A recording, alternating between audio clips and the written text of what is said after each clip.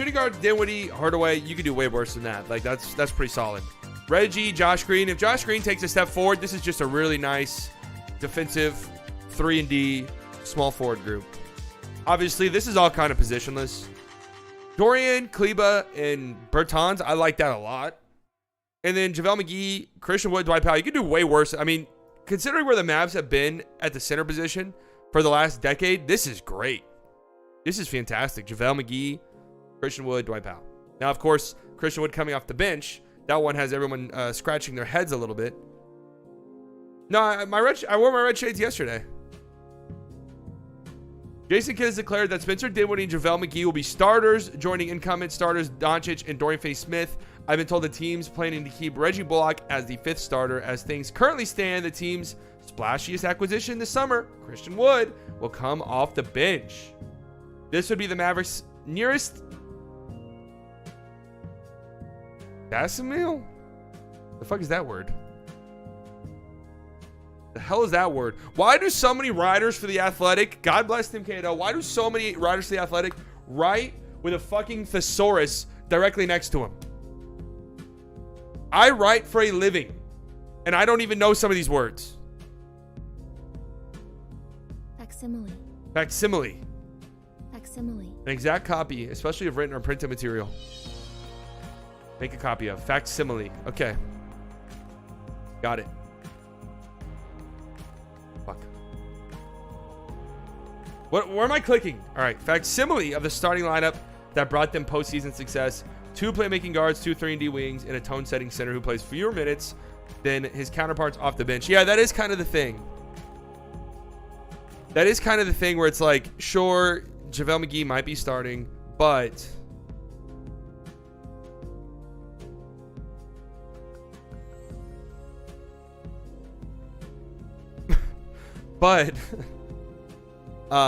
Christian Wood will probably get the bulk of the minutes and probably even close games for you. Yeah, here it is. Me giving the forecast. Listen, 96, that would be cold. That would be a cold day in July.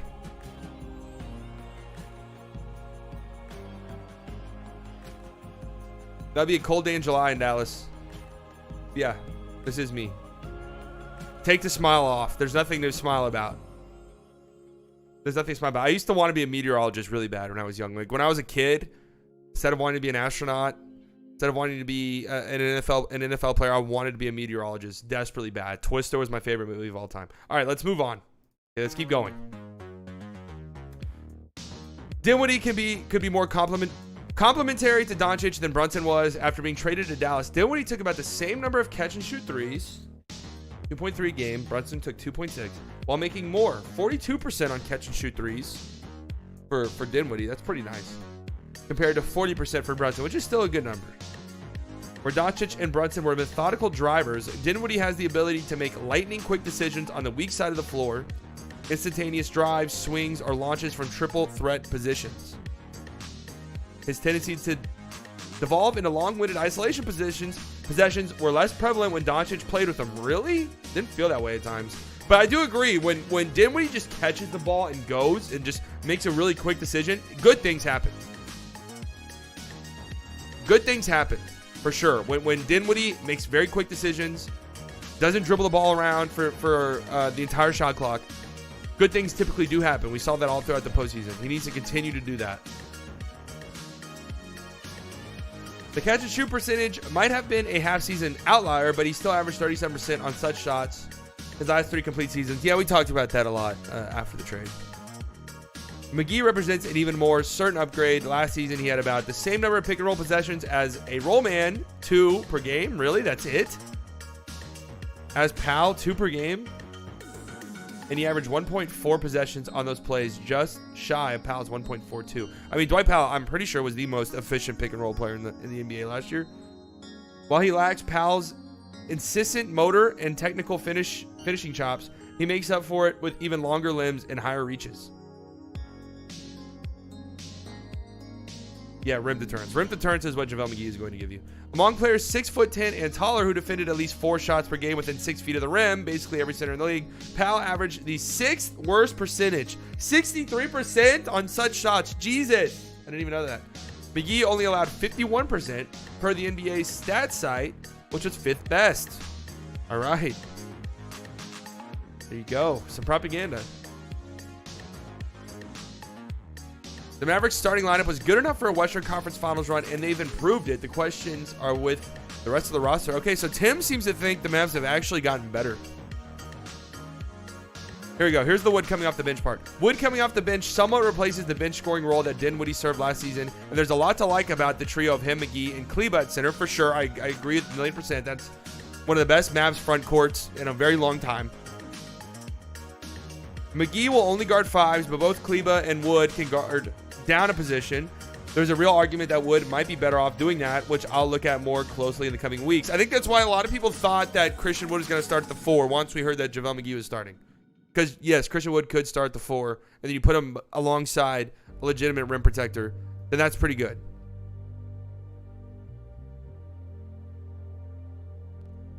It's also worth noting that Wood and Kleba both missed 45 games across the past 2 seasons. If Powell's on the roster to start next season, he's unlikely to have a major role when the team's fully healthy. A random prediction, I could see one early season storyline being the team's hyper effectiveness with Wood as the lone center, despite Kidd leaning into 2 big lineups whenever he's not playing the starters. I could see that 100% too. Remember, guys, we were at the start of the season wondering why the hell Reggie Block was not playing. Do you guys remember that? We were like, where the hell is Reggie? I feel like the Mavs were not playing Reggie at all. And then,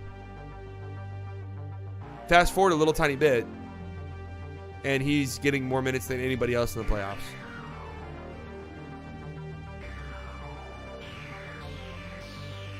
I could 1,000,000% see that being a thing again, where we're like, my God, why is Christian Wood not getting more minutes? Maybe it just takes time. Dallas still needs a point guard, yes. Providing cohesion to the bench units, which right now appears to be a Doncic Dinwiddie minute stagger plus Frank Ntilikina and Jane Hardy. I've liked what I've seen from Hardy in Summer League thus far, particularly his passing, but it's optimistic to think he'll play 60-plus games just yet. Yeah. I don't like at all the idea that Ntilikina is a point guard. No, me either. He's not. I don't even know. Do we even know if the team even thinks that? Or is this just speculation?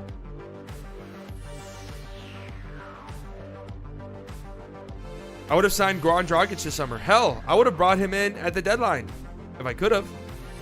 He would have contributed in the postseason, but it's undeniable that the 36-year-old Slovenian isn't nearly the player he was several seasons ago, and the team seems to have assessed that not only has he turned into an extreme liability on the defensive end, but also that his 12-game regular season cameo with Brooklyn, where he had a miserable 46% true shooting, indicates his offense has too. They may be right or wrong, and getting him doesn't make or break the summer. I've been telling you guys that. It's still necessary to get someone.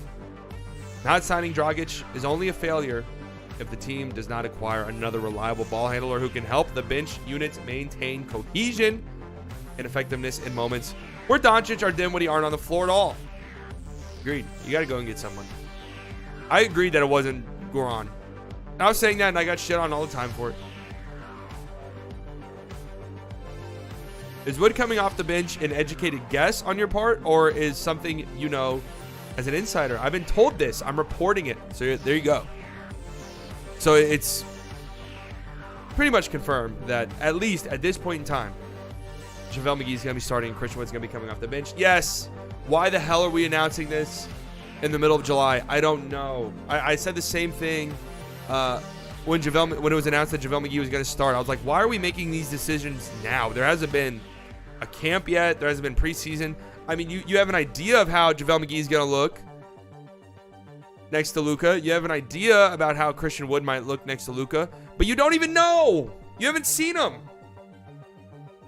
So it's stupid to be like, yeah, JaVale McGee's going to start at center for us. Why not just wait? Huh?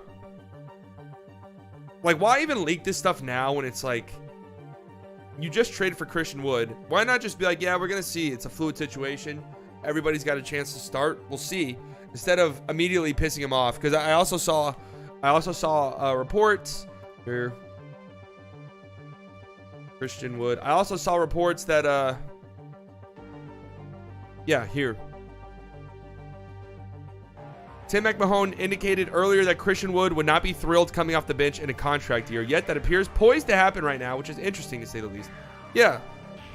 Like, why, what's even the benefit of announcing this right now? Do you think they have him coming off the bench because they are pushing to sign or trade for another big? I was theorizing this yesterday. Okay. Slightly Nostradamus, that's what they call me. I was theorizing this yesterday. That the Mavs, it's not like Christian Wood was a legitimate target for them. I don't think Christian Wood came into the season as a... I don't think the Mavericks went into the offseason circling Christian Wood saying, we need to go and get him. I know there were some Mavs fans who really wanted him, and some other people around the league were like, oh my God, if the Mavs get Christian Wood, that'd be crazy. And then it happened. But I don't think the Mavs front office were like, we need to go get Christian Wood. He's a missing piece. I think what happened was you saw the reports. You saw the reports that the Mavs didn't want their first round pick. They wanted to trade it.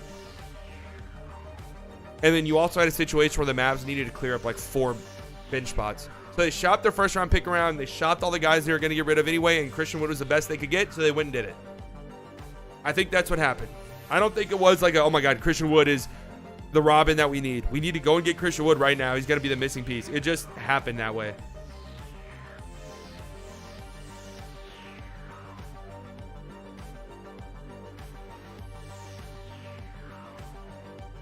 You know? It just ended up happening that way. So we'll see. I'm not gonna, you know, jump to too many conclusions. It is July. Things can change. Even if it starts the season with Christian Wood coming off the bench, it won't necessarily end that way. So just have to look at it like that.